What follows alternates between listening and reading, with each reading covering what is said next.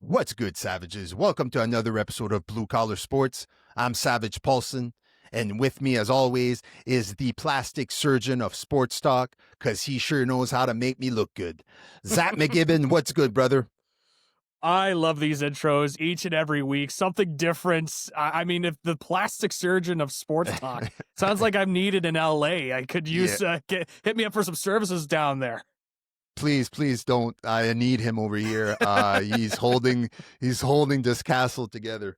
Um, Zach's good to see you again. Good to talk to you. We got a lot of things going on in the week this week in sports. From week 12 of the NFL, we'll talk about that. I also want to talk to you about some NBA and the Toronto Raptors and their hot start. Also want to talk some NHL, and I want to hear your thoughts on what is your biggest surprise so far in the early NHL season, and we'll end the show by giving our thoughts and prediction on the upcoming Survivor Series War Games this Saturday. Let's talk here. I'm sure you're going to be excited about the first topic. NFL Week 12 recap. Number one thing on my plate here: the Dallas Cowboys epic comeback win over the Eagle, down 21-0 at halftime. They scored 24 unanswered points in the second half to win in crazy fashion against none other than the Philadelphia Eagles. That's huge win for the Cowboys. I definitely want to get your thoughts on, you obviously watched the game, how you experienced it.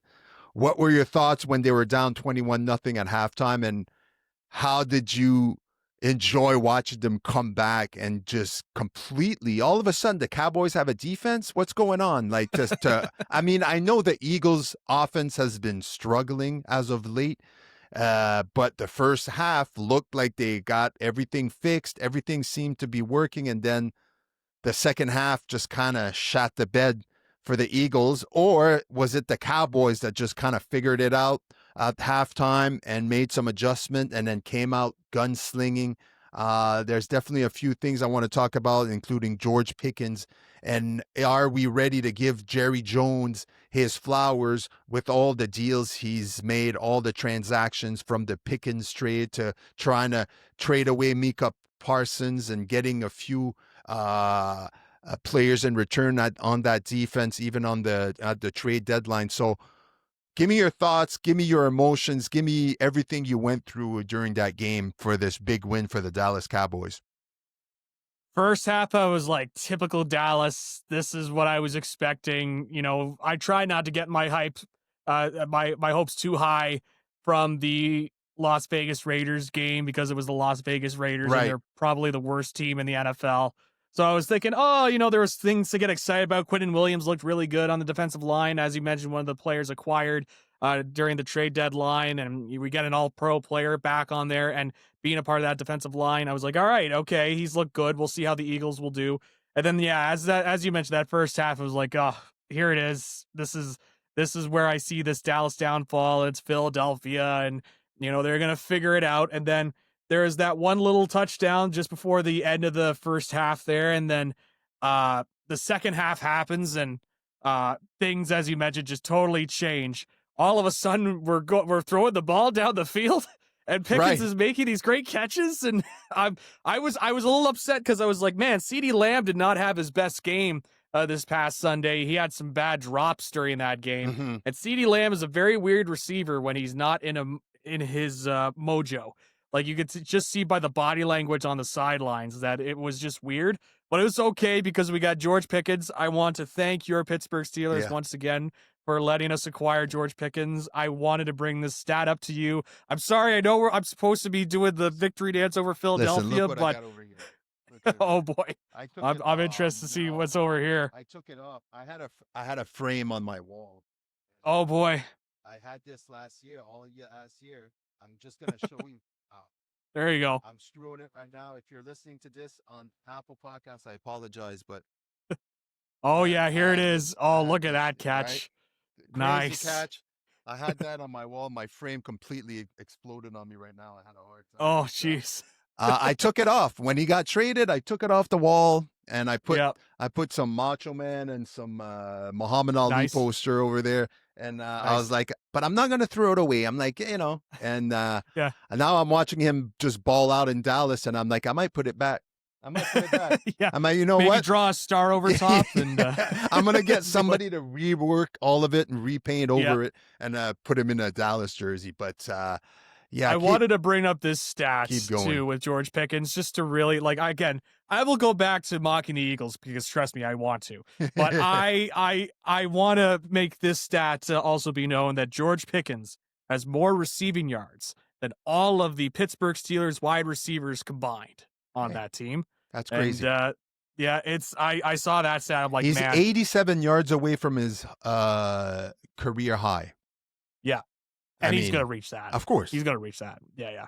He's been playing at another level. Like in Dallas, they've been talking about, is George Pickens better than CeeDee Lamb? I saw today them talking right if he's the wide receiver 1 now in Dallas. And I think I think yes. I think he's getting more targets, and I think him and Dak Prescott have this kind of connection and chemistry that just seems like. And I mean, he's so good. You just throw the ball anyway. He got double. How many times was he double teamed on? It was crazy. So many times. And but then there was the one catch he got on the out. Yeah, the one catch he made down the sidelines. And both the Eagles players went down. I was like, let's go. This is. I wanted him to flex. Like, I know there's a taunting penalty now because of the no fun league. Yeah. But I wanted him to flex after that. Just be like, yeah, this is right. This is the Dallas Cowboys. Yeah. So it was great. It was great to see the Eagles falter.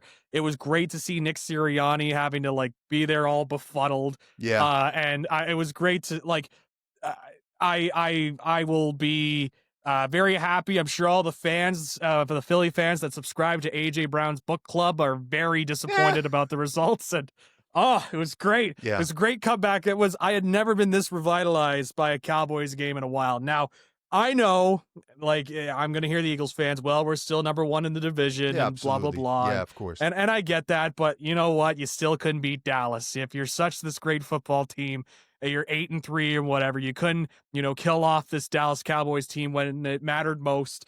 And there's been a lot of questions about the Eagles. If I put on my objective hat, right, for a moment, there is a lot with this Eagles team that's. I think if I'm an Eagles fan, I'm a little concerned because for the vibes around them, I think we mentioned on a show recently, but still, the vibes around them for a team that has a strong winning record and is still probably considered a favorite in the NFC, right, to go pretty far. The vibes just aren't very good right now in Philly. Not I've been at all. I've been talking with a buddy of mine who's a big Philadelphia Eagles fan, and he defends Nick Sirianni, he defends a bunch of players, big Jalen Hurts guy, but he has really been ripping into their offensive coordinator over there at Philly, and just not the same sort of cleverness that Kellen Moore, a former Cowboys offensive coordinator, I should add, brought now the current head coach of the New Orleans Saints.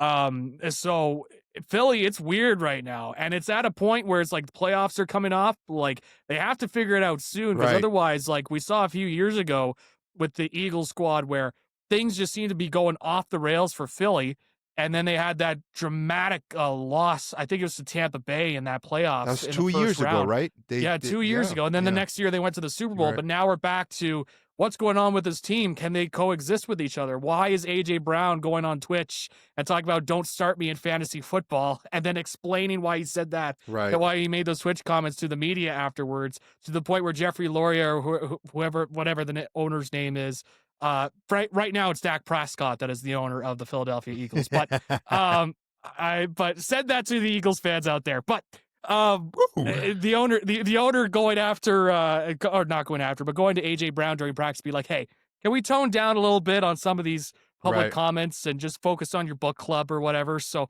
all this stuff. So he's obviously unhappy with the amount of targets he's getting and his position in this offense. And I'm going to add to something, because I'm not going to add, I'm going to ask a question. So as far as the Eagles camp, this is where we're at right now. Is this the offensive coordinator's fault? I guess I could ask, right? If what you mentioned is true, or is this Jalen Hurts issue, which I don't know where he seems to be playing good football. So it's interesting to hear from a team that's 8-3, first in their division.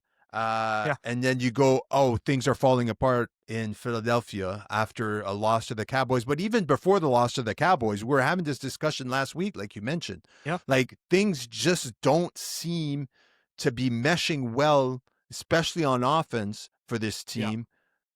But yet 8-3 first in their division, defending Super Bowl champs. It's just Yeah. weird, and it doesn't give me any confidence heading into the playoffs if they can't get their, sorry for my language, but their shit together Yep. going forward, from week 13 on all the way to the playoffs. Because No. I'd be surprised if they fall apart here. And I don't think there's any chance they're going to fall out of the playoffs. But I'm saying, No. like, if they don't get it together, it's going to be rough, because I think Yeah. the Cowboys are coming along real well. And you got the Bears. Like, there's a lot of team in the NFC right now that I'd be looking at. I'd be like, I'm picking them over Yeah. an Eagles any day of the week right now.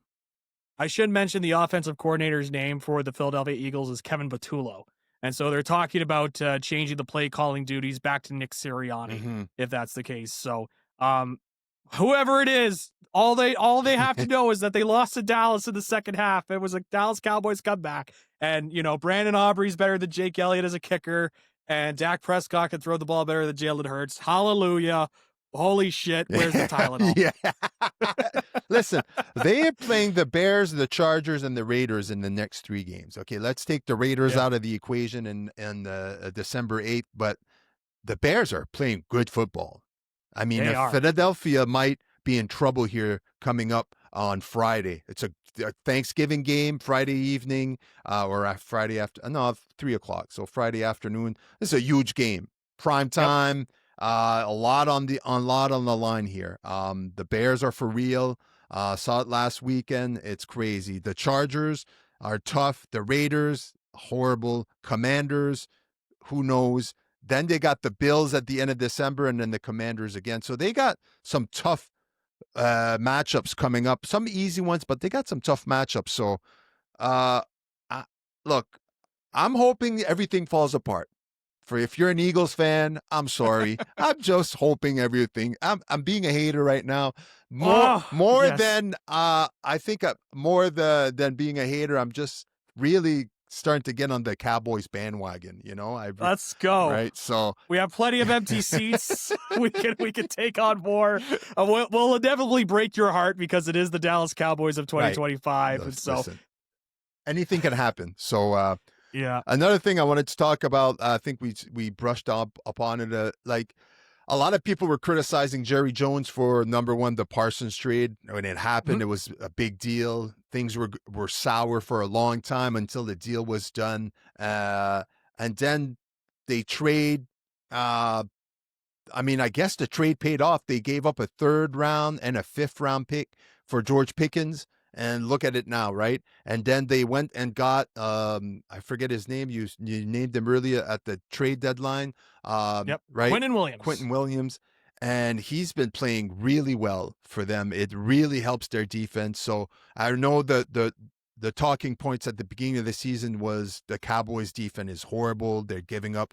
There's no pass rush. Nothing is just, the secondary looked weak. And now all of a sudden, yeah, they gave up 21 points in the first half, but they held it together for the second half to give their offense a chance to come back, and they did. And look at, now we're talking about them like they just won the Super Bowl, but they're 5-5. So yeah, they are 5-5. We have to put it into perspective. Yeah, but nonetheless. Still, the last few weeks we've been talking about their offense. The Cowboys definitely, Dak Prescott, Pickens, Lamb, everything seems to be firing for the offense. If the defense can keep it together, I think they can squeak into the playoff here in the wild card, and maybe, who knows? Can't rule it out. I mean, it is the Dallas Cowboys. They are very good at luring you in, right? Like and bringing you in, and you're like, heart. oh my god, yeah. They give you this little bit of hope. I've been following this team since I was 8. They give you all this hope, and they were like, and then all of a sudden it's like, oh, we got a really great defense this year. And then they let Green Bay score 40 points on that defense.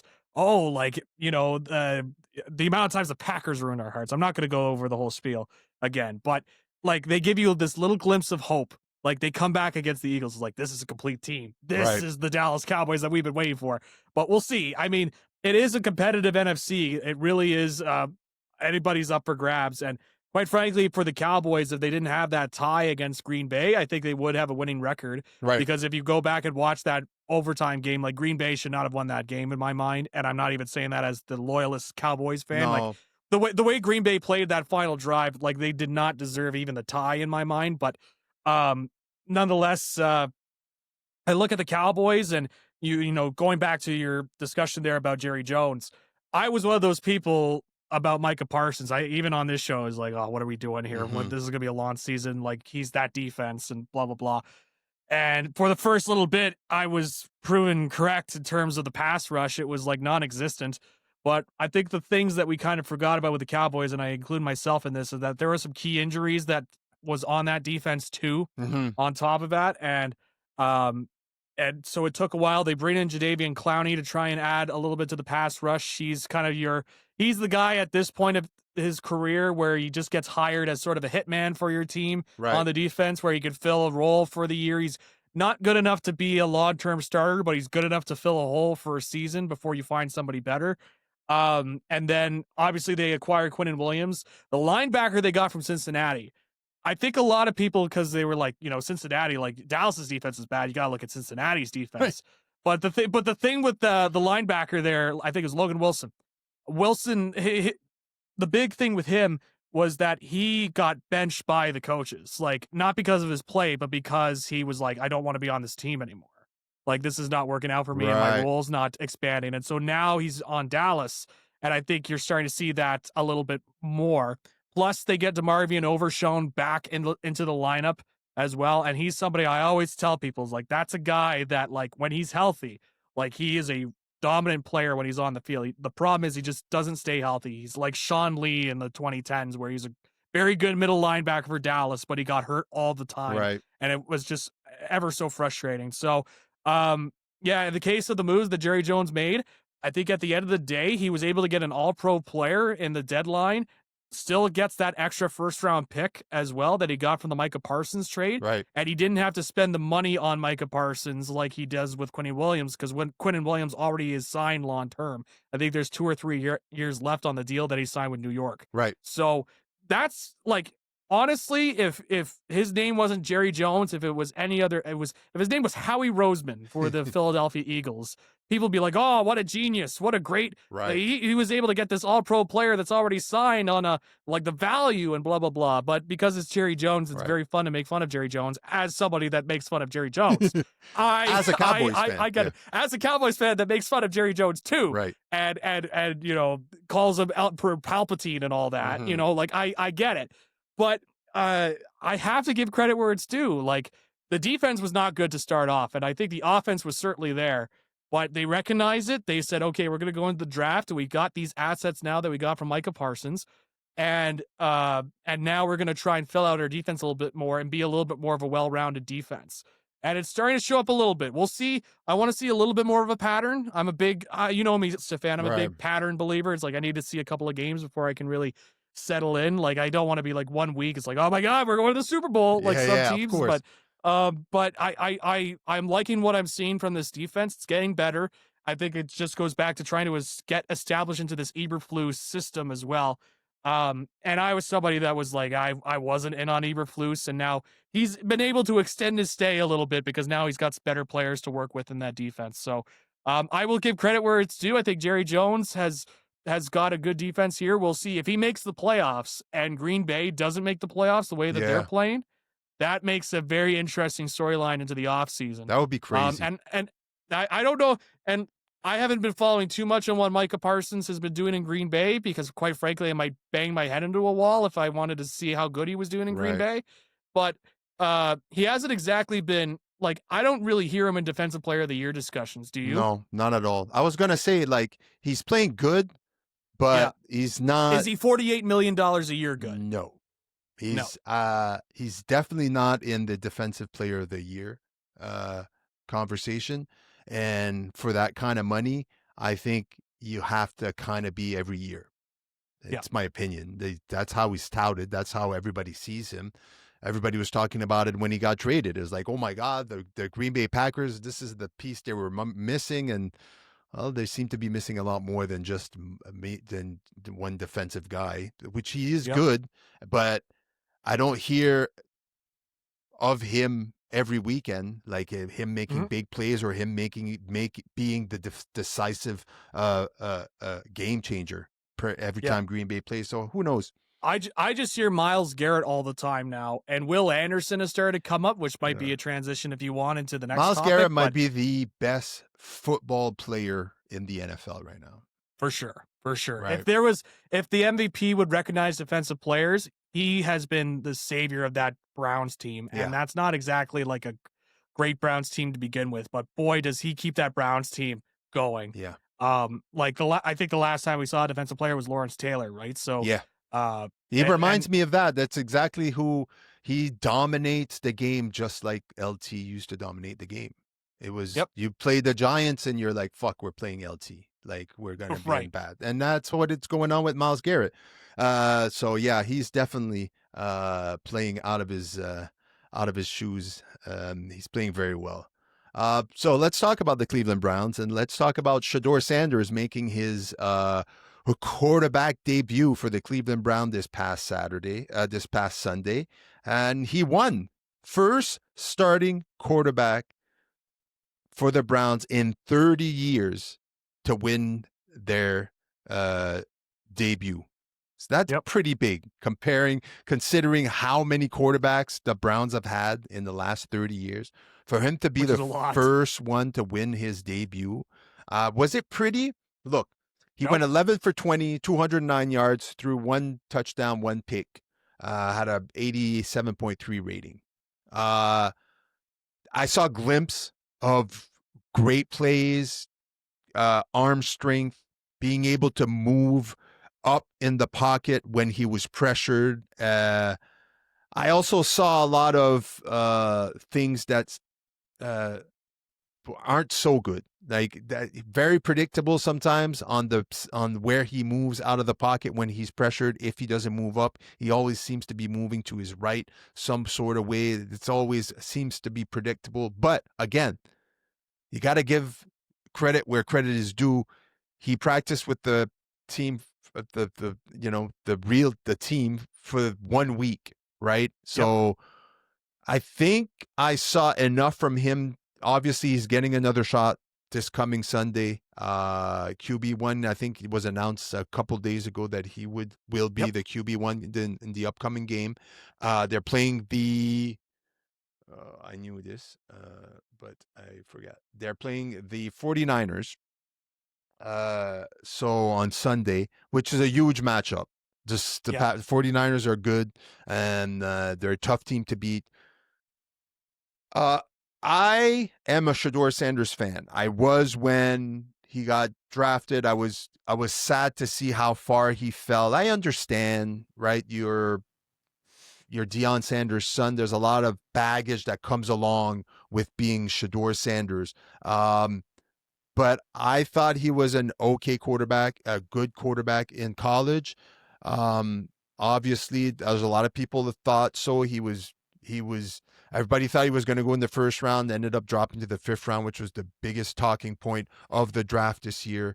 Um, I think he's the best option over Gabriel right now. And all that quarterback room with Watson, Gabriel. I think he's the best option right now. I say that because I saw excitement from his teammates, especially from the defense. Myles Garrett was hyping him up, and I think the defense has been playing well in recent weeks and have been really disappointed that their offense can't get them there when they're getting stops on defense. So I think it's refreshing for the Browns with Shador Sanders, and I'm excited to see what he's going to do this coming Sunday against a tough 49ers defense. Your thoughts on Shador Sanders? Do you think he's the savior in Cleveland, or do you think he's going to finish the season as QB1, or do you think that as soon as the wheels start falling off, things start getting ugly, that they might go back to Gabriel? I think if he continues to win football games, I think they will continue to have him be the QB1. Mm-hmm. Um, whatever was going to happen with that Raiders game, there's going to be a lot of talking points coming out of it, whether he won or not. In this case, he wins. I joked with a fantasy football group that I was in. Is like, I've seen enough. Retire his jersey for the Browns and call him and put him in the Wall of Fame. All of it. Like he's done it. Like he was the guy. He's the first quarterback in this current iteration of the Cleveland Browns that was able to win in their debut, which is just such a Browns stat, Right. isn't it? Like Yeah. what a Cleveland Browns stats. Like, of course, all the quarterbacks never won their debut for the Browns. Not even Baker Mayfield, not even Derek Anderson, who went on to be a Pro Bowler that year. Like, they had all these guys that have gone through, and none of them were able to win in their debut. So, I think, again, I think narratives were going to be established no matter what. That Raider team is not a good team, like we mentioned earlier, with the Cowboys facing off of them. Fair point. Like I always say, like you got to beat the bad teams, and that's what Shedeur Sanders went out and did. And like what you said, like at the end of the day, he brings an energy to the team, and I think you see so much with this Browns squad where it's like the defense really. Like the Browns are 3-8, but that's not an easy team to face off in terms of their defense. It's just their offense is putrid. So, so I think once you have the defense that's playing for you too, and giving you confidence that when the defense goes out there, it's not going to be for nothing because the offense can pick up because they have somebody at quarterback. Right. That means a lot for that organization. So, we'll see. Like you mentioned, I really need to see how he does against this 49ers team because the 49ers are an organization that is very creative, is very much on top of how plays are called in the NFL. Right. Like Kyle Shanahan, obviously on the offensive side of the ball, a lot of his coaches, his coaching tree, like you just see it all throughout the NFL in terms of his offenses, but defenses too. Robert Saleh is back with the 49ers, and I know he was the coach for the Jets and that whole situation there, but he's a very good defensive coordinator. Yes. And that's a guy that knows how to put his defenses together. And even in New York, he put together some good defenses there for the Jets. So, going to be interesting with Shedeur. I'm interested. I think the thing about Kevin Stefanski is interesting to see kind of developing because you hear the stuff about him not being part of the first team reps and do they like him? And, there's been the rumors that it wasn't exactly management or Stefanski that wanted Shedeur Sanders. It was Jimmy Haslam, the owner, that was like, Shedeur Sanders is right there. Let's pick him up, even though we already got Dylan Gabriel in the draft. Like that sort of deal. So there is that simmering tension is there. And plus you add on to the Sanders name. That's going to bring some publicity to you. So yeah, there's a lot when it comes to Shedeur. I was one of those people that, well, I didn't think he was a first round talent. I did not think he was a fifth round talent either. Right. It was pretty clear to me that a message was being sent by the NFL that they did not see the talent, the personality backing up the talent. You know what I mean? Right. And they wanted to send a message. I will always believe that. Because otherwise, like you had all these analysts, these smart people that cover these drafts and have been, they're not perfect, but they get it pretty close in terms of where these guys get drafted. Like sometimes you'll see a guy that gets drafted in the third round instead of being in the fourth round, like originally projected. Like you get your reaches and whatnot. Yeah. But usually these NFL draft analysts are pretty consistent. All of a sudden now you mean to tell me because of Shedeur Sanders that they just missed the mark and they were all buying into the hype and all of them, every single NFL draft analyst, I barely saw anybody that said that Shedeur was a fifth round talent. Like all of a sudden, like they were just so off. Like to me, it was just a message being sent by the NFL. So there is a part of me that kind of wants to root for Shedeur Sanders because he's kind of got a little bit against him and he wants to prove those doubters wrong. And he certainly has that mentality. So all that to say, we'll see how he does against the 49ers. That is going to be a tough test. If he's able to play well, like he doesn't even have to beat the 49ers, but if he could go out there and show, he can play at a high level against this 49ers team, and be a good quarterback, I think that's enough for the Browns to be like, okay, we could continue winning. We continue putting them in and winning with them. Yeah. One thing I definitely noticed of all the quarterbacks making their debut, he was cool, calm, and collected. More than most quarterbacks, even most veteran quarterbacks. He did not panic at all. And to add to your point of, I really, really think he's playing with a chip on his shoulder because I think all the things you said were true. I think the NFL, the management, all the owners, they made a point in picking him in the 5th round or letting him drop all the way there simply because of the attitude, the confidence, the whatever you want to call it, the Sanders name. You're not bigger than the game. You're not bigger than any team, right? That was kind of the point. And I think that he has improved. I mean, if you really listen to him talk when he's in front of the cameras, he's very confident in himself, but it's almost like you know what? Yeah, he's brash, he's confident, but I like it. I don't I wouldn't expect anything different from him just knowing that he's Shador Sanders. He's a Sanders. I mean, Yep. we all remember what Dion did when he came out. Like, you want to talk about, I mean, if Dion was coming up in today's game and they hate what Shador Sanders did, dude, they wouldn't even drafted Sanders, right? Dion was high stepping into the end zone 20 yards away after a punt return. Like he was spending millions of dollars even before he was dressing like a football player. He was dressing like it was crazy, right? But honestly, I'm like you. I kind of want to root for the kid simply because I'm like, if everybody's going to be against him, I really hope that he proves them wrong. And I'm with you. He doesn't need to win this Sunday. He just needs to prove that he belongs and that he can be an NFL quarterback and that he can compete against a good defense like the 49ers. And I'm excited to watch. And is there any, before I move on to another quarterback I want to talk about, is there any other team in the NFL right now that they could just swap in and out any quarterback and just still win football games other than the 49ers? Like, it seems like it doesn't matter who's playing quarterback. They're just winning football games. From Jimmy Garoppolo years ago to Brock Purdy to Mac Jones. I mean, come on. I mean, they just keep, nothing seems to phase them. They're a very well organized, very well coached team, built top to bottom offense and defense. It's good to see. I find it sometimes, I don't really pay attention to the 49ers. Number one, West Coast. Sometimes the game at 4:00, I'm like, I'm all football out. I need a break.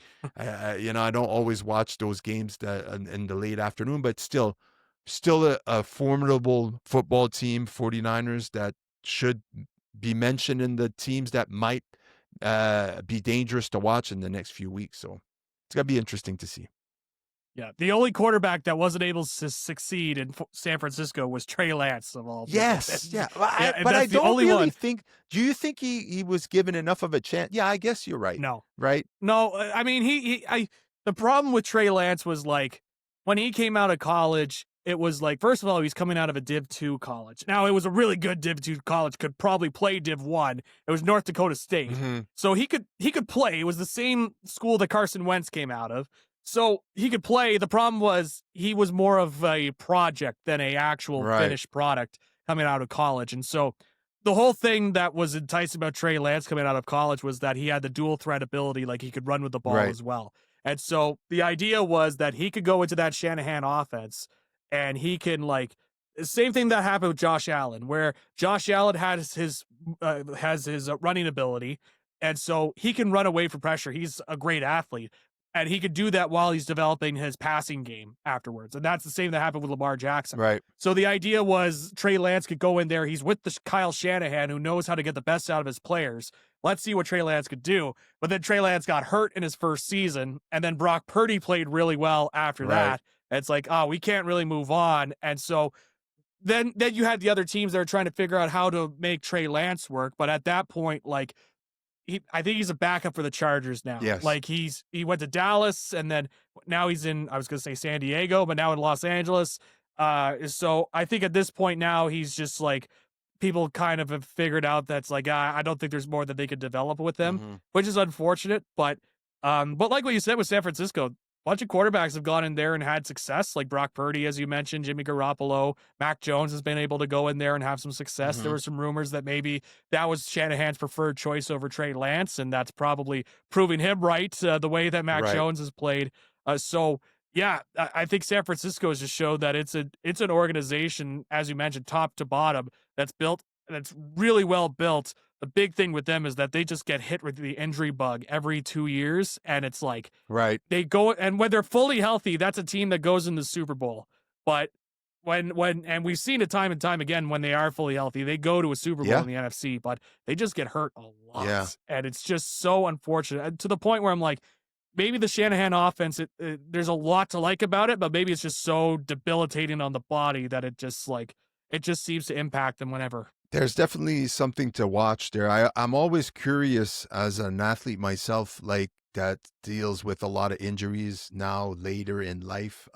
When I watch sports team that continuously deal with a lot of injuries, you got to start asking questions like, what is it about the culture? Is it the Yeah, scheme? Is it the training? The thing? There's so many things that could go in. So it's just curious. Maybe one day we'll do a deep dive into some of the teams that can't continuously get injured.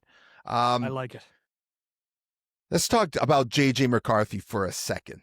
I don't want to spend too much time on the kid because I don't know. There's not much to talk about. The Minnesota Viking moved on from Sam Darnold last season after bringing them to the playoff, having a really good season. Uh, JJ McCarthy was supposed to be the starter last year, got injured in preseason, was out for the season. This year, they made a point saying, nope, JJ McCarthy is our number one guy. We're putting all in on JJ McCarthy. Uh, did they make the wrong choice? Did Minnesota make the wrong choice? Because right now, JJ McCarthy is looking like a bust to me right now. He does not look like an NFL quarterback. I mean, look, the Packers steamrolled them 23-6 this past week. JJ McCarthy was 12 for 19, 87 yards passing, 0 touchdown, 2 interception, 34.2 passer rating. I mean, very poor, very poor. Uh, he's in concussion protocol right now. I think we got Max Brosmer as the backup quarterback that's going to be playing this weekend, maybe. Um, he's thrown 6 touchdowns this season and has 10 interception. So it's not looking good. So tell me, Zach, like, is JJ McCarthy a bust? Well, he's on the trajectory right now. It is not looking good in Minnesota.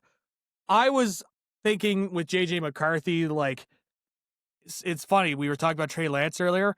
There was some things with JJ McCarthy where you look at him in Michigan and when he was playing there, and he was not somebody that like took over the offense in Michigan. That wasn't what that Michigan offense was all about. No. It wasn't like JJ McCarthy taking it over.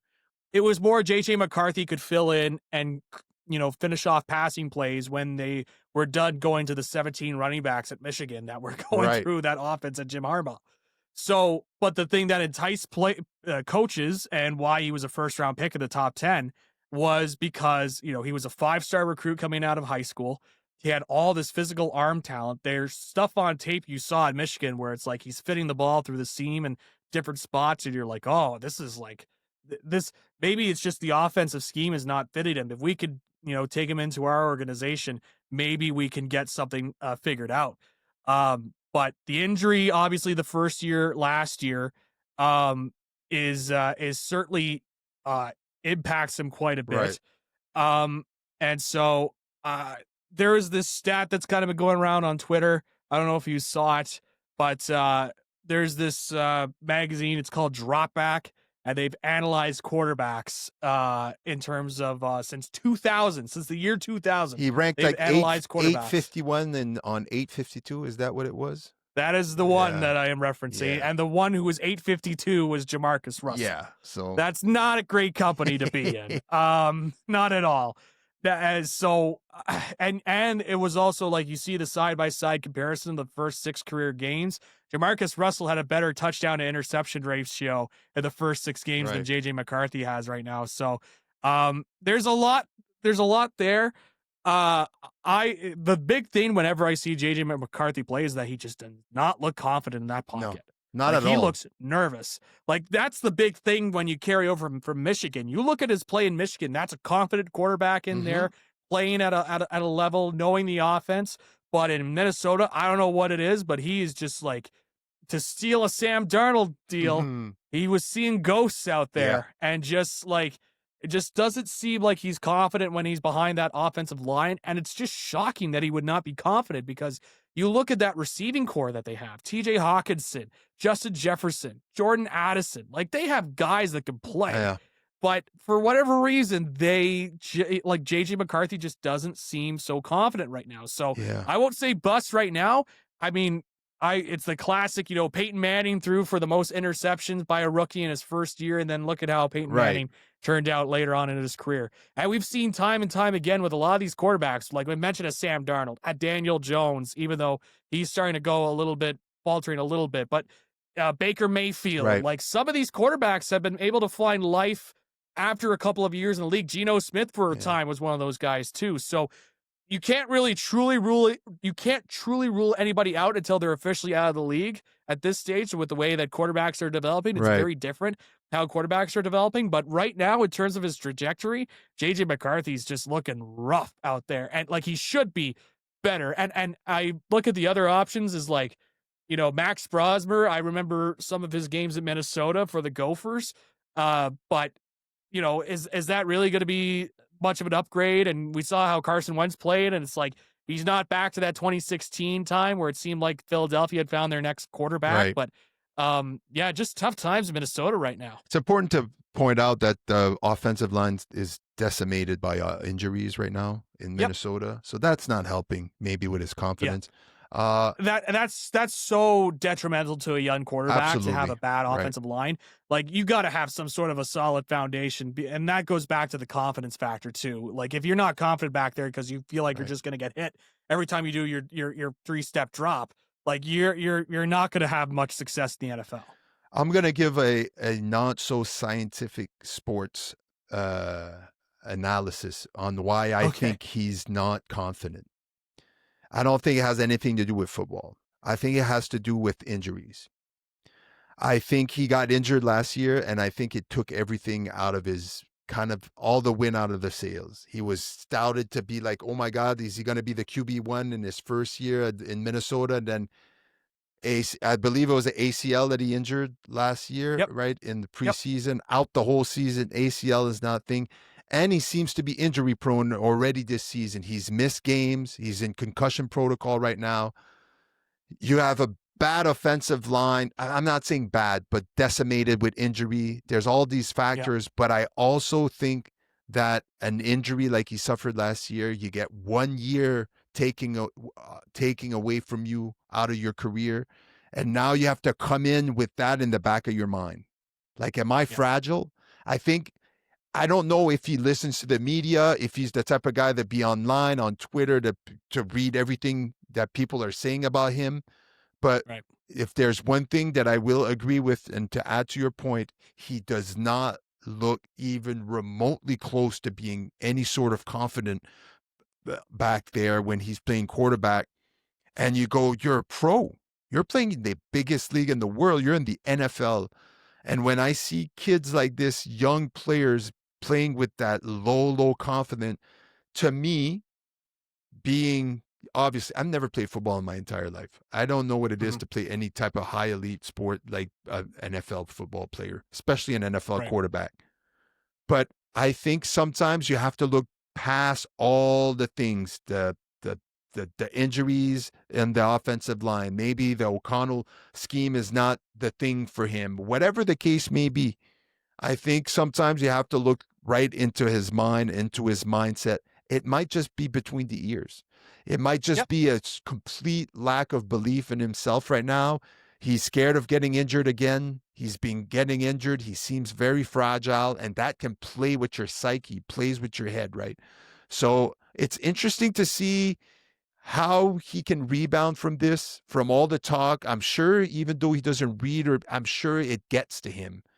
He hears about it, how people are foreseeing, oh, is he a bust? Did the Vikings make the wrong decision by moving on from Sam Darnold? Look at the Seahawks and look here, blah, blah, blah. But again, I'll go back to the point you said. Look at the quarterbacks that started their career not so good, the Baker Mayfields, and look at him now. The Daniel Jones, look at him now. Even Bryce Young. He reminds me a little bit of Bryce Young. Bryce Young, I remember him getting drafted over C.J. Stroud, and I was just like, dude, how is this guy? I was a big Stroud fan. I thought Stroud should have Yep. been number one over Bryce Young, Me too. right? And he wasn't.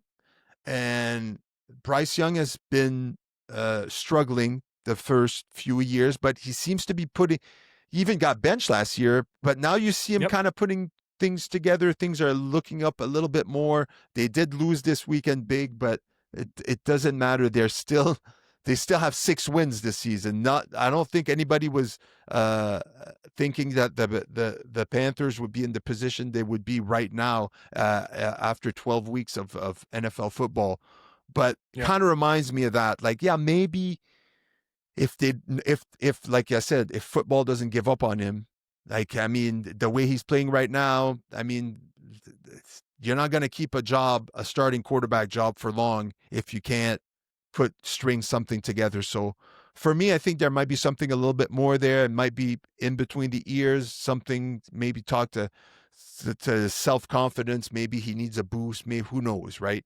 So Right. to me, it seems to be a little bit more than just all the intangibles outside of his control. So we'll wait and see. And I'm hoping nothing much with the kid. I mean, like I said, he looked really good when he was in Michigan, but again, it was to the Michigan's scheme and the way they played football, a lot of running, a lot of running back and stuff. So he was in a good position there.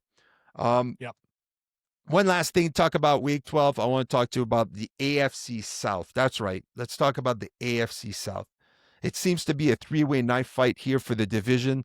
You got the Colts. I'm not sure if the Colts can hang on. They seem to be sputtering right now. Things seem to be falling apart for the Colts. You got the Jags that are soaring right now. They keep going. They might take over top seed in the AFC South. And now you got the Texans on a 3-game winning streak with their backup quarterback. Their defense has been holding it together. I mean, CJ Stroud is expected to start week 13 after missing the last 3 weeks with a concussion. I watched the Texans game on Thursday while they played the Bills. I know they won. I remember sitting there and going like, okay, I need to watch the Texans. I hadn't watched much Texans football all season. And then I was like, oh, who's this quarterback? Like, what's going on with CJ Stroud? I didn't even know CJ Stroud was out. I had heard he was out, but I thought he had been back from now. And then I watched this guy, which I'm sorry, it's Mills. What's his name? Davis Mills, right? The man with the long neck, Davis Mills. And in the first few throws I see him make, he underthrows 2. It would have been touchdowns for sure. Definitely one of them. And I was like, who is this guy? He seems out of place. He can't even chuck the ball fucking 20 yards. I'm like, what's going on? And then I change the channel and I come back to the game. And then all of a sudden he's playing like he's a fucking MVP quarterback. And I'm just like, what's going on over here? And then Houston upsets the Bills. And now I'm like, okay, now I got to start paying attention to the Texans. So look, there's a lot of things going on in football that I think is interesting. There's a lot of storylines. If you pay attention to the divisions, there's definitely always one team that's out of it, right? But there's 3 teams now in the AFC South that, for me, I'm keeping an eye on. I want to know if the Colts can hold it together. And even if they do, if they kind of sputter out towards the end of the season, I don't get a lot of confidence that they'll be able to do much damage come playoff time. The Jags seem to be starting to put something together here. Trevor Lawrence starting to, their offense is rolling. And the Texans defense seems to be holding it together. And they might be able to drag this team into the playoff, into a wild card spot with CJ Stroud coming back. I mean, things might be falling together just at the right time for the Texans. Yeah, it's really something when it comes to that defense. I think it really brought a lot of people's attention to that Texans defense and just how good it is over there and what DeMeco Ryans has been able to do in that organization to really upgrade that defensive squad. Right. And Will Anderson is in that discussion for Defensive Player of the Year now. He's kind of shot up because Mm-hmm. people are like, "Oh, this guy's really good." So yeah, but it was fascinating when they took on the Bills. Now the Bills are kind of facing their own deals right now. My point of they're relying too much on Josh Allen continues to be shown on national television.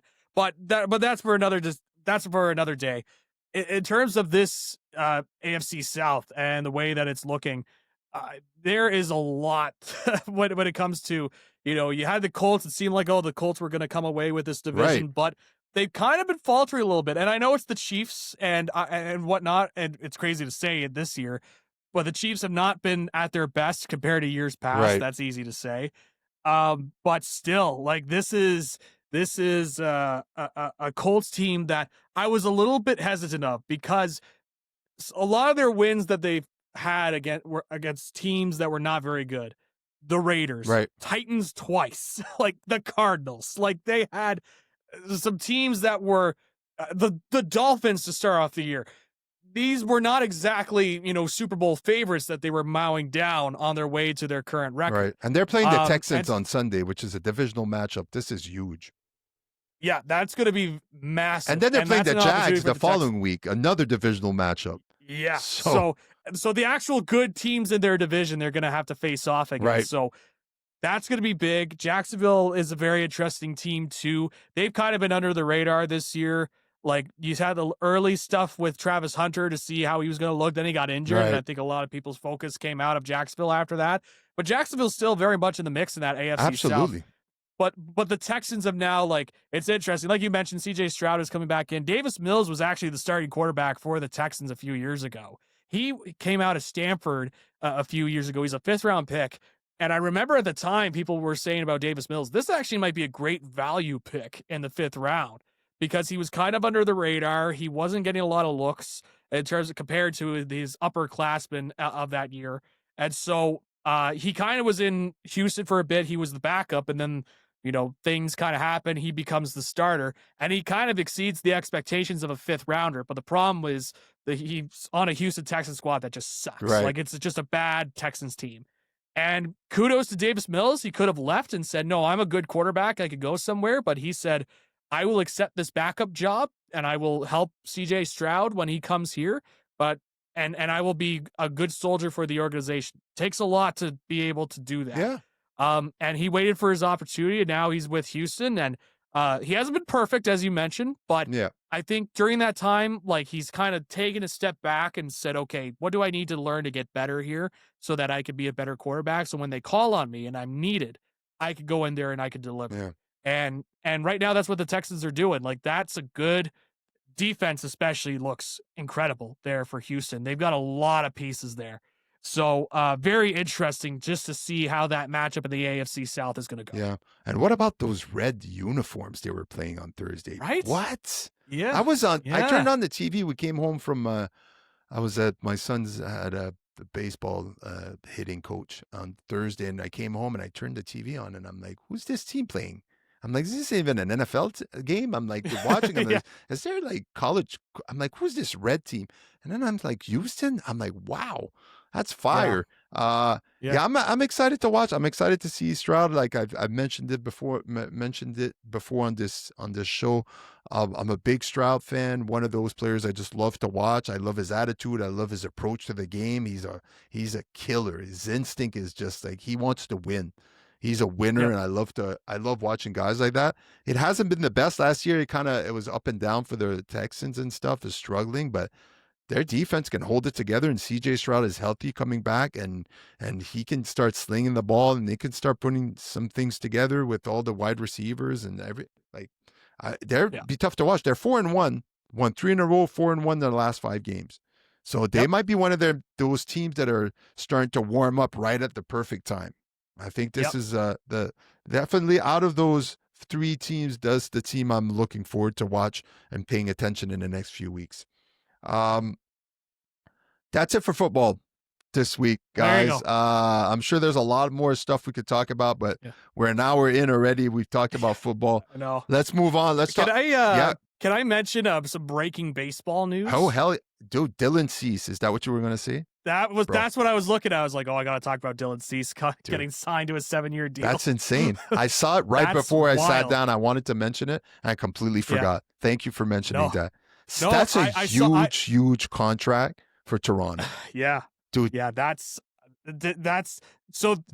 pretty clear to me that Bassett's not coming back. So unless he wants to accept unless he wants to stay in the bullpen, yeah, which I think in terms is of being in the starting rotation, right. He's not going to be in the starting rotation. This also shows me that they're going like, look, we're this fucking close. We can't give up now. It shows me that they're all in on next season already. And it's like before anything else. Yeah, it's very exciting. I saw that. I was like, woo. And Dylan Cease can ball. He's a good pitcher. I mean, if you look at the potential rotation there, it's for the Toronto, for the Blue Jays. That's pretty crazy. Gausman, Savage, Bieber, Cease, and we'll see how Barrios is next year. Like if he could be a fifth. But if Barrios is your fifth starting pitcher, that's pretty darn good. Wasn't he first at the beginning of the season last year or 2 years ago? He was like their number one guy. Yeah, he couldn't play in the playoffs because he was injured. But it was like, it was. I'm like, geez, like so. There's your starting rotation. They've talked about trying to get another bat, whether that be bringing back Bichette or if they go after Kyle Tucker. Mm-hmm. And then they've talked about as well with adding to the bullpen and getting Hoffman out of the closer role, maybe trying to find a closer. So, but this is the start. Like, if this is what they're doing right now, there's more that they're pursuing, and that gets me fired up for next season. I might have mentioned it before, but do you know who I see in a Blue Jays jersey? Cal Schwarber.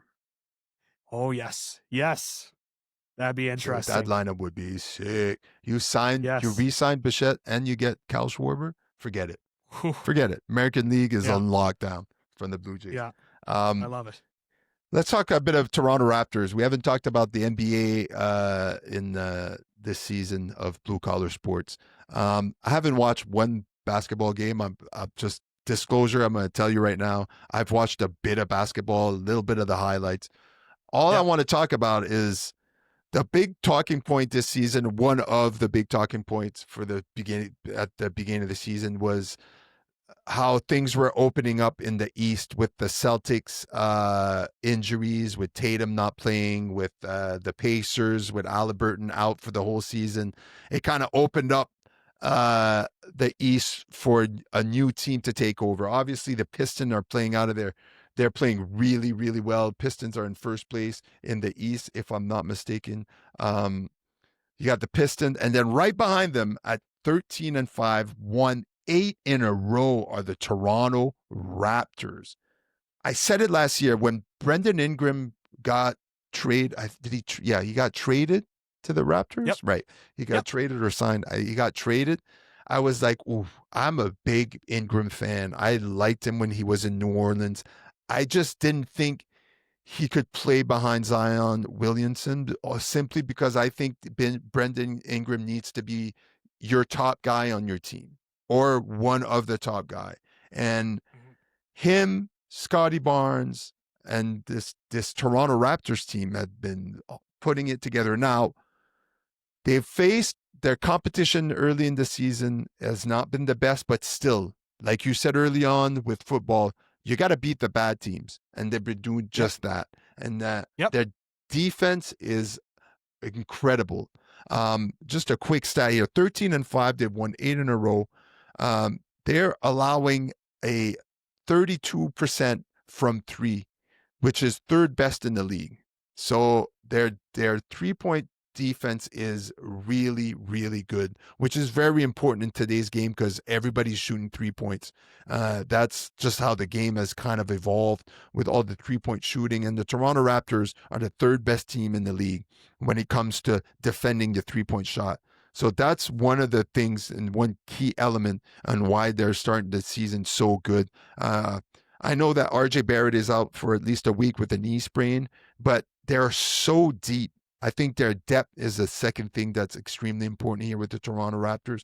Even with a guy like RJ Barrett out, they're just able to plug in another guy and they're still able to be dominant. I mean, their last victory, they beat the Cleveland Cavaliers, which are a really good basketball team with Donovan Mitchell which are a 12-7 team. So 8 wins in a row, 9-1 in their last 10. I mean, they're rolling. I just wanted to mention them because I'm obviously Canadian team. They won a championship a few years ago with Kawhi Leonard. This is impressive. It's impressive. Obviously, the Pistons are hot. The OKC Thunder in the West seem unbeatable. They're 17-1. I mean, they're crazy. That team is just insane. But I thought it'd be important to mention the hot start from the Toronto Raptors. Have you been paying any attention to the early NBA season? And if you have any thoughts on what the Toronto Raptors are doing right now? Yeah, I've been trying. It's been tough. Yeah. As a sports, I love having all these sports options, Right. but you have to put some off to the side, Yeah. especially in my case, because I've got to call other sports as well. So it's Yeah. like you gotta add to the priorities. And unfortunately, the Raptors have just not been able to sneak in there. I have been able to catch like a game or two, not full games, but like, scrolling through channels and seeing that they're on. It's like, all right, let's see how the Raptors are doing. And then knowing obviously that they were on a big win streak.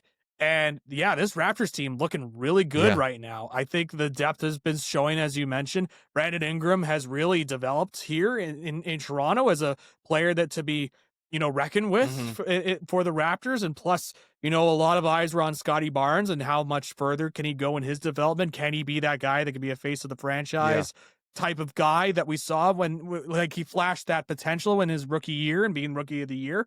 So there was a lot to like, and then it was an interesting year coming in because Masai Ujiri got let go, Yeah. and that was like a key architect of that Raptors team that won the championship in 2019.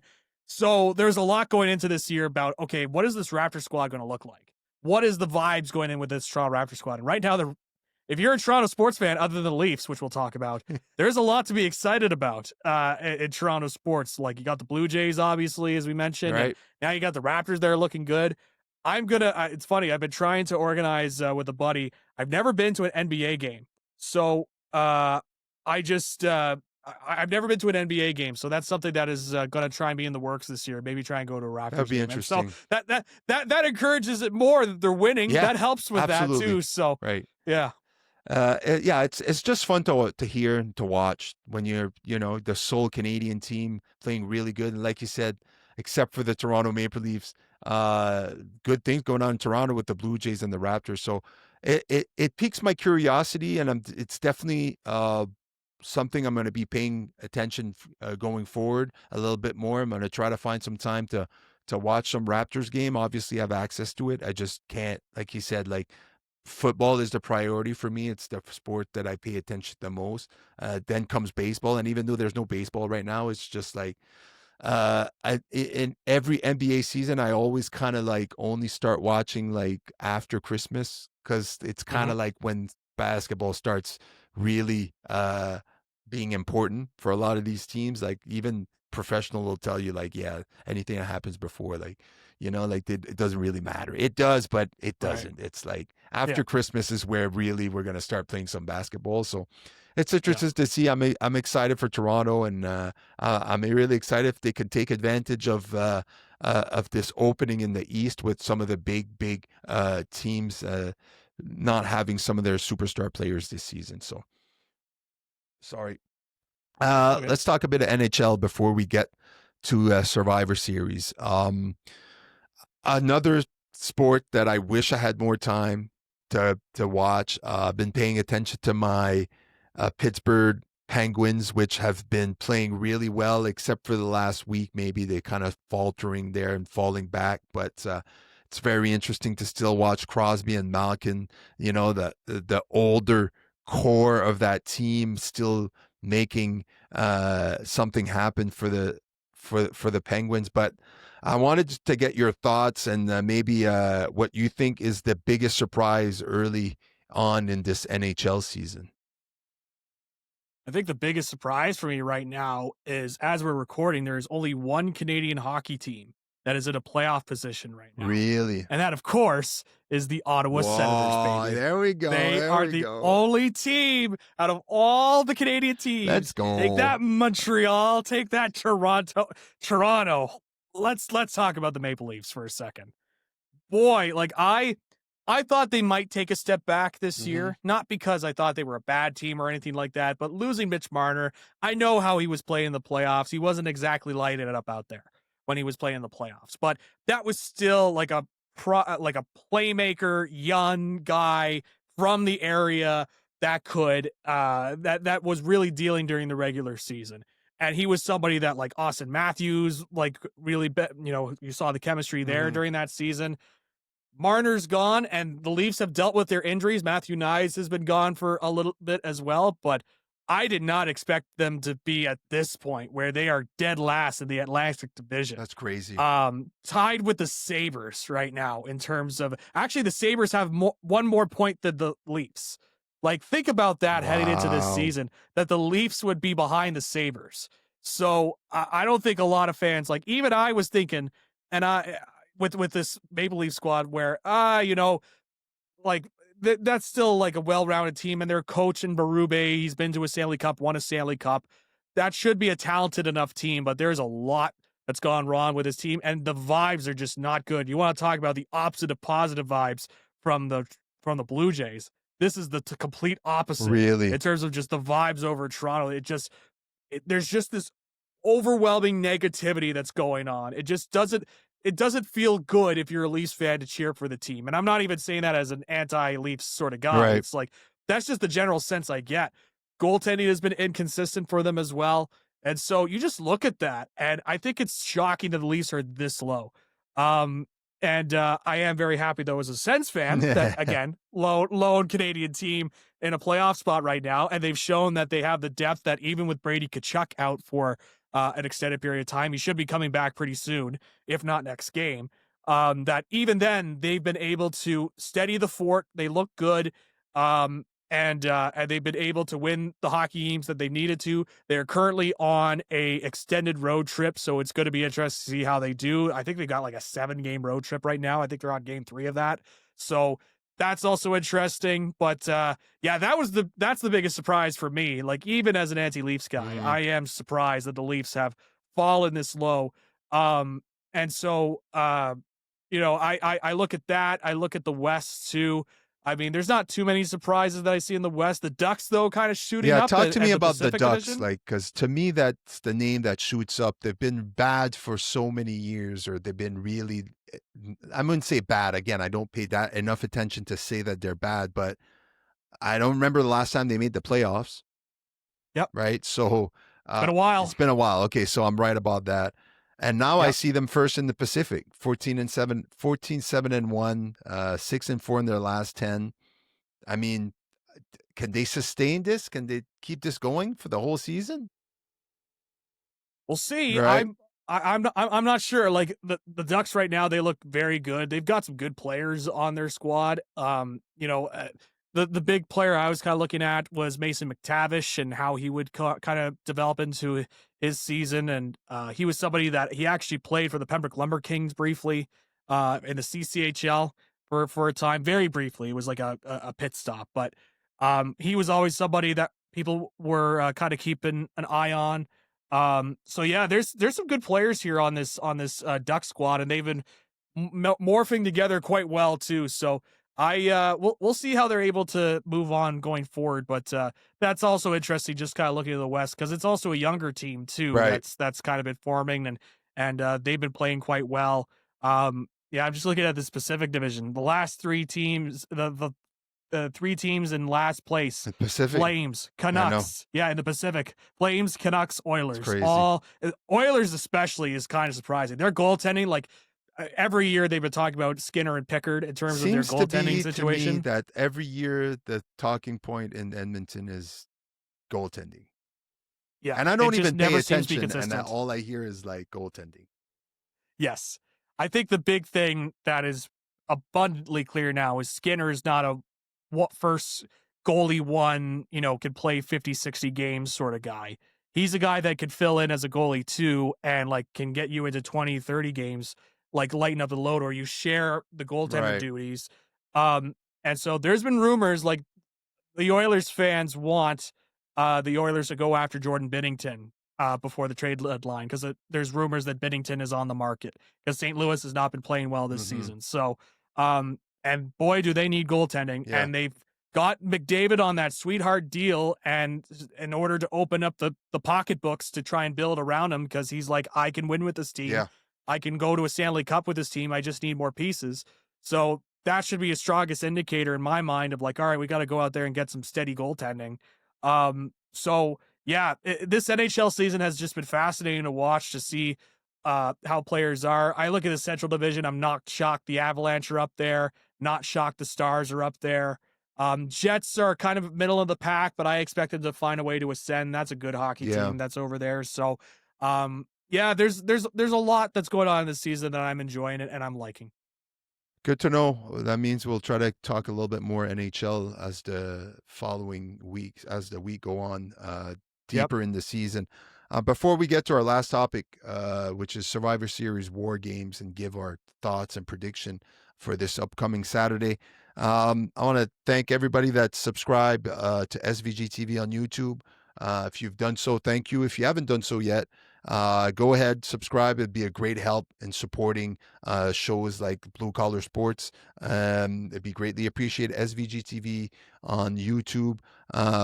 I'm Savage Paulson on Instagram. He's Zach McGibbon Media, also on Instagram. He's also does a podcast called This Is Wrestling, which is a wrestling podcast, pro wrestling podcast, which is our next topic.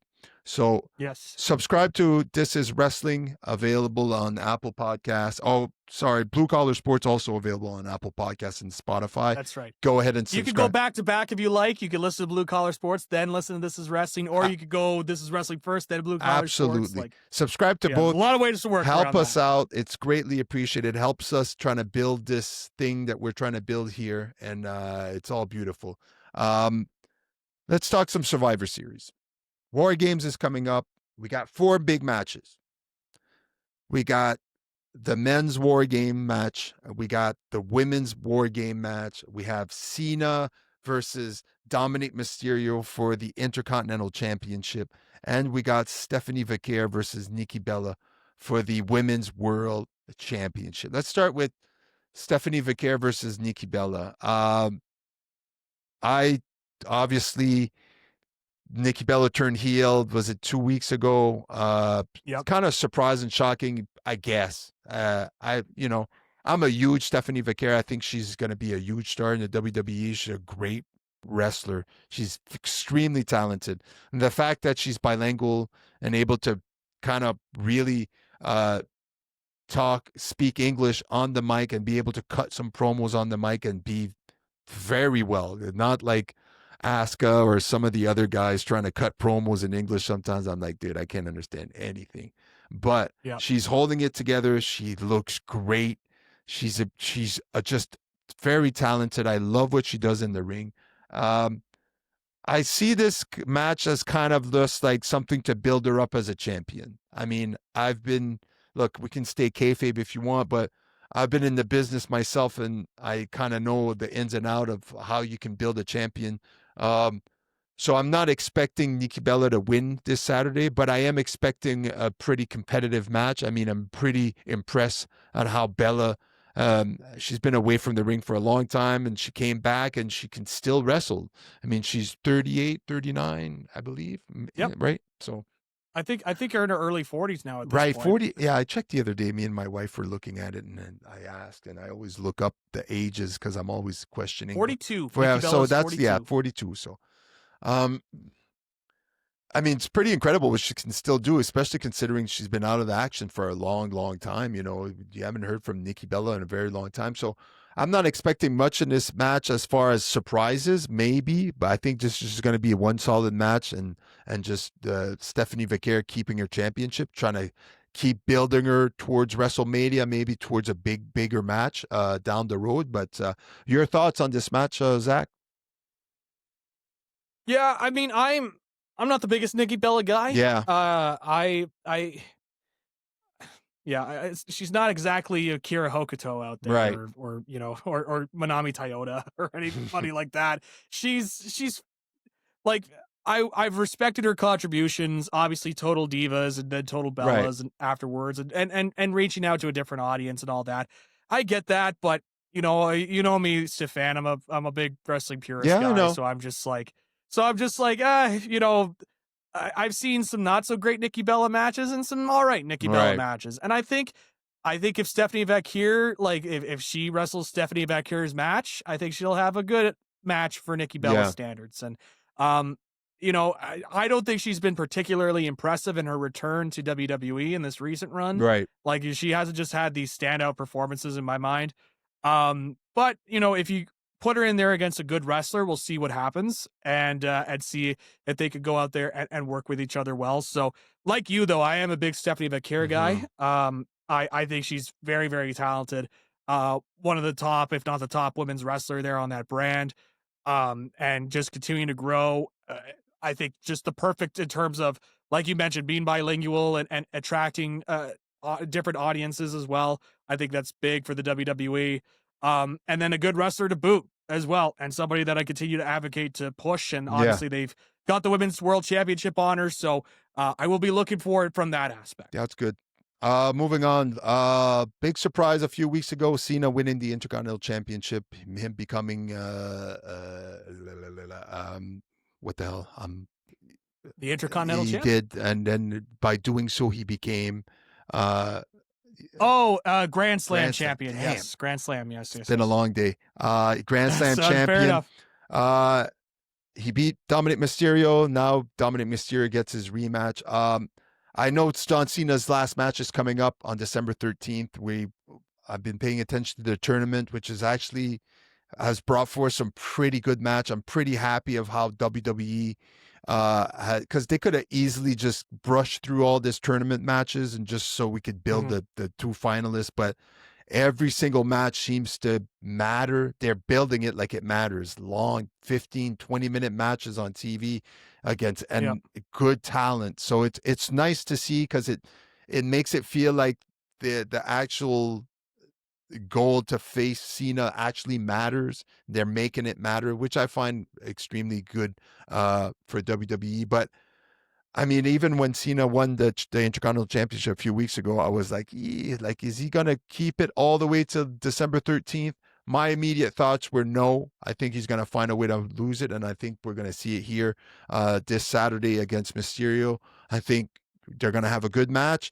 I don't really know how it's gonna end up. Maybe something will happen, but I think I'm gonna see Dominic Mysterio get his title back here, and so that Cena can go on to December 13th with no title involved, and just face, which I assume going to be Gunther at this point. Maybe we've been back Yeah. and forth on who we thought. I thought it was going to be Uh, Sheamus. Now he's out. yeah. Right, Yeah. so many things I going on. was saying Gunther the whole time. Don't Yeah, check the tape. yeah. No. I don't check the tape after the initial prediction. Yeah, I've been saying it the whole time. Your thoughts on this matchup? Do you think Cena can keep the belt till December 13th? I think there's a possibility for sure. Right. There is obviously the possibility that they just put it back on Dominic Mysterio just so that they could have Cena win the Intercontinental belt. You have the moment in Right. Boston and Raw, and he gets the I could see it going both ways. Personally, I would have him keep the Intercontinental Championship belt to the final match so that you kind of continue on from that with the title match. Because if it's just a straight up one-on-one match, like we already know it's going to be Cena's last match anyways. Like add a little bit more stakes to it so that there's something Fair to it. point. Fair point. Yeah. So that's my mind. I am I'm gonna try and find a way to put it nicely with Dominic Mysterio. Um, I I think we've gone a little too far with some of the Dominic Mysterio praise. I I appreciate his ability to get heat. Right. I appreciate how he's been able to differentiate himself from his father and be a completely different wrestling character from his dad and making himself be this new character that like stands out and all that. I want to put it out there. But Stefan, I don't know if you saw ESPN's 30 under 30 I did not. list that they released. They had all the best wrestlers Oh from yeah, around the yeah, world, yeah. I saw that. the 30 best wrestlers under 30. And for the second year in a row, Dominic Mysterio is number one. Yeah, I saw that. Let me put it into perspective on who he is better than, according to ESPN. Rhea Ripley, Braun Breaker, what's his name all of a sudden? Carmelo Hayes. It's better than him. Better, I'll go to AEW and I'll say Kyle Fletcher and MJF. All Right. of these guys that he's better than. Yeah. Can we please stop? Like, the guy gets heat. I'm not taking that away from him. Good on him. He's a good mid-card heel. That's fine. Like, there's so many times in wrestling, like, obviously, as you could probably attest to, Stefan, you want to go in there and you want to show that you could be the guy and you could be a guy that can, people focus on and want to be pushed and whatnot. And I get that. But also there's the element of sometimes you fill a role really well. Right. And I think Dominic fills the mid-card heel role just fine. Yeah. But it's gone to the point where he's gotten so much heat that people think all of a sudden we're seeing the next incarnation of Mitsuharu Misawa out there. Let's pump the brakes, okay? Like, he gets heat, but he's not, like, what's the last great Dominic Mysterio match you saw? Yeah. Like, just a pure one-on-one match. Like, what's your favorite match from that Intercontinental title reign from any match he's had during his career? Like, just, I'm all ears. Like, I'm willing to hear it. One. A counter, but I just, like, I'm annoyed, Stefan. I read annoyed. the list. I am. I read the list and I'm like, really?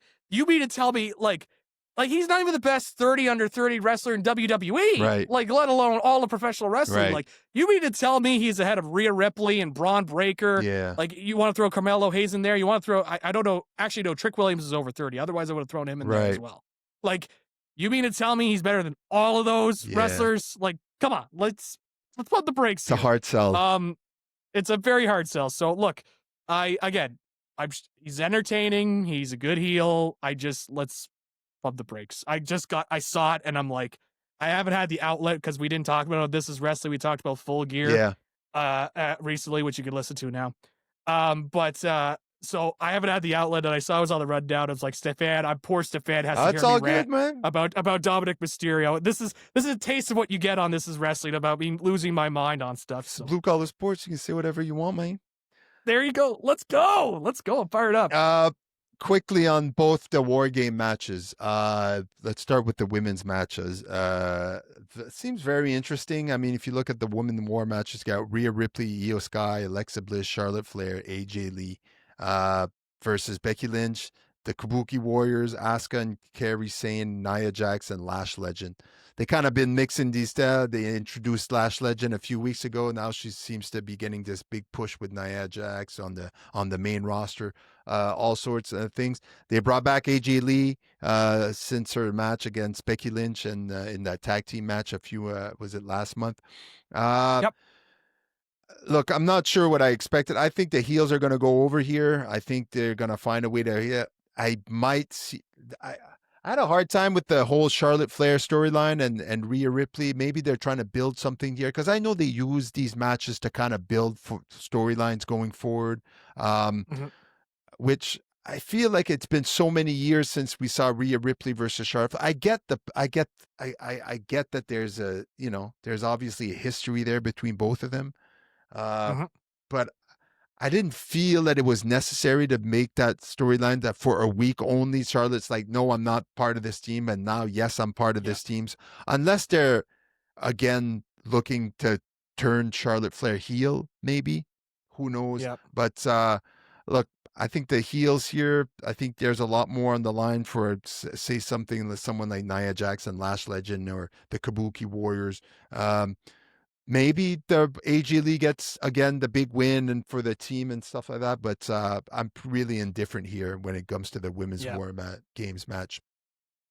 This feels like it's November. It's Survivor Series. Yeah. We have to get our Women's War Games match in. Yeah. And we have to get our War Games game. It was the thing that happened with WWE for many years with Hell in a Cell. It's like, oh, it's October. Right. We got to do our Hell in a Cell pay-per-view, even though that should be a gimmick that's saved for, like, the most hardcore, like, hottest of feuds. So this is what it kind of feels like to me is like there is some intertwining of some stories here, but at the end of it all, this does kind of feel like, oh, we got to make sure we hit our quota here and make sure we get some people and we got to get our top names in there. I don't know. I have not seen Lash Legend in a while.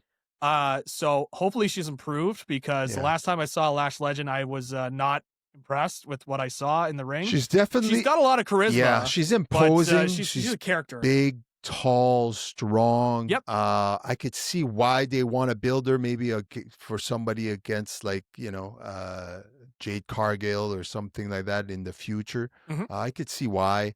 Very Yep. imposing, but yeah, I haven't seen her yet in ring to be able Yep. to say, but yeah, she was not very good the first time I saw her in action. Um, Yeah. so yeah, it remains to be seen. Last match, the men's war game, which is a bit more interesting to me. CM Punk, Cody Rhodes, Roman Reigns. I mean, the name in this game, this is pretty big time right now. If you look at Hmm.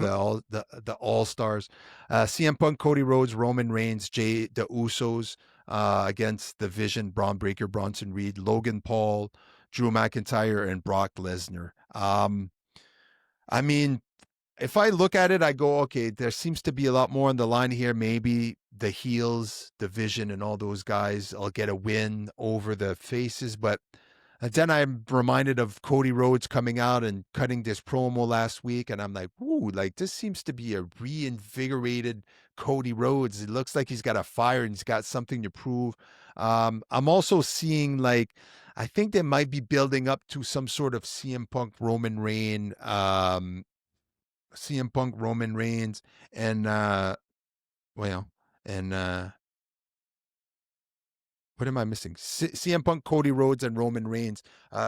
WrestleMania main event type match. I don't know why there's. I get Mm. that inkling with everything Yep. that's going on, but it's another match I really couldn't care less who wins here. I just want to see a really good War Games match. I mean, Yeah. like you, it's the kind of Survivor Series has kind of been that pay-per-view in recent years where I'm like, of all the major pay-per-views, the top four, Royal Rumble, Survivor Series, WrestleMania, SummerSlam, it kind of gets pushed under the rug as the least of the top four. Uh, they get brought back War Games. Yeah, it's more interesting, but at the end of the day, it's still just a gimmick match. I enjoy Yep. seeing, I enjoy the dynamic of the match. And now with all these superstars in this match, it's definitely going to be interesting. I still think that there's going to be some sort of heel turn. I'm expecting maybe Jey Uso to turn, or even both the Usos. I don't know. There's definitely something brewing here that I'm kind of expecting, but who knows? Yeah, this one similar to the women's war games match. I share a lot of the thoughts you have there, where it's like there's not really not really watching this to see who's going to Mm-hmm. win, you know. And again, it goes back to the war games stipulation. Oh, we got to get our war games match for this month, and that's been a problem as well in All Elite Wrestling AEW, where they had their blood and guts matches, and they had a great show. But I had a worry that AEW was going to get caught in the trap too of like, oh, it's, November, so we got to do a War Games match. We have to do our blood and guts match for Right. once every year. This is what I feel like is happening with WWE too. So I see this and much more star power in this than the women's one. Right. Like the women's had some good names in there, but like some of the things that would intrigue me, Brock Lesnar being in a War Game style match is going to be Yeah. fascinating to see how he does in there. Yeah. Like he's just going to throw people Yeah, around. absolutely. So that's going to be interesting. And as you mentioned, you get some big star power on each side, especially that Punk, Rhodes, Roman Reigns, team, and the Usos are also there.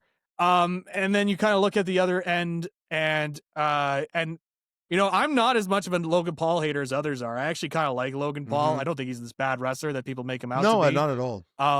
I think he's very athletic. I think sometimes wrestling fans get caught in they don't like the guy personally, so they Right. assume because they don't like him personally, he's a bad wrestler. Mm-hmm. I'm not sitting here saying I'm going to be nominating him for a Nobel Peace Prize anytime Right. soon. But, like I have to call it how I see it. I think he's a good wrestler, especially for his Yeah, experience and absolutely. for what he's been Yeah. able to put together some of the matches. So, like, I would have Logan Paul on my company as in terms of just a wrestler tomorrow if I started a wrestling company. Yeah. Um, so I think he brings a lot to the table. Drew McIntyre, I've always liked. Braun Breaker, Yeah. Stefan. I'm the guy that's pounding the table saying, "Let's go, let's get something going with this guy. Let's get some young guys It up." So, feels like they're um, really slow playing him right now, which I'm not a fan of. yeah, it's kind of a slow burn. Like you Yeah. could tell that there is a push going on. I'm one of those guys that's like I think right now there's too many people are getting the slow burn push.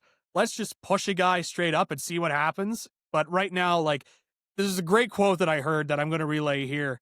This is happening at all of pro wrestling, where a lot of these guys in the back that are doing the pushes, too many guys that are doing the pushes, like pushing guys, Right. are afraid to lose instead of trying to compete to Yeah. win. You know, Definitely like there's seems too many like it. guys who are like, oh, we don't want to push this guy because we don't know if he's going to be that guy, as opposed to we're pushing this guy because we think he could be a Mhm. guy. I'd much rather see that. And if the guy fails, the guy Right. fails, or girl, or whomever, Right. right? Like whoever that person is. But if they fail, I'm not going to be critical of them pushing somebody. I might be critical of maybe how they analyze the talent and why they got to the point where they think that that guy should be pushed. But I'm not going to be critical of a push at this point, Yeah. because I think more people need to be pushed. So all of that saying, I hope that Braun Breaker has a standout performance here, and maybe even teases a rift between he and Brock Lesnar, Yeah. and do a Braun Breaker's Brock Lesnar match. That would be Because awesome. let's get the ball rolling, Yeah. and let's push a guy. You know, Right. I'm pounding the desk, I'm yelling, I'm screaming, and let's push a guy. It feels like they're pushing Bronson Reed more than they're pushing Braun Breaker right now. Yeah. Right. Which, and it's like, I saw Triple H do an interview recently. He's like, oh, we're really pushing our young guys. It's Right. Braun Breaker and Bronson Reed. And I'm like, no disrespect to Bronson Reed, but Bronson Reed is 38. Right. Like, Breaker's 28. Like, you know, we need some more under 30 stars Yeah. in pro wrestling right now. No, I agree. That's it. It's good talking to you. We had a long episode today. It was fun talking sports. Maybe got carried away a bit with football, but that's always seems to be the case. I'm Yeah. glad that we got a hit on all those different points. Always a pleasure talking to you, Zach. Thank you for making time to be part of this show and to contribute to Blue Collar Sports. And again, if you haven't done so, please go and subscribe. SVG TV on YouTube. Blue Collar Sports on Apple Podcasts and Spotify. Also, This Is Wrestling on Apple Podcasts and Spotify. Go give it a listen. Subscribe today. Again, Zach, thank you for your time. And people, will catch you again next week for another episode of Blue Collar Sports.